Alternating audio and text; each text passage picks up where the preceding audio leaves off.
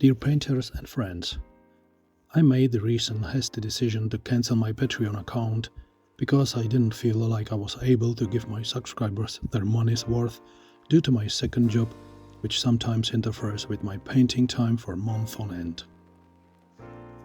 However, many of you have been messaging me asking about my Patreon account and wondering if I would reconsider, so having thought about it, I ultimately decided to reopen Patreon alongside my existing YouTube channel.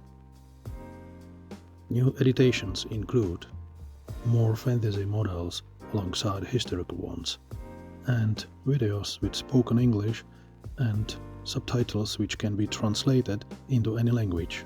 This can be a nice benefit for everyone who doesn't speak English. Therefore, if you are interested in accessing editational materials which will not be on my YouTube channel, do feel free to subscribe. The link is below the video. Thank you very much for your time and for your support. You are all welcome, and I will see you on my Patreon. See you soon.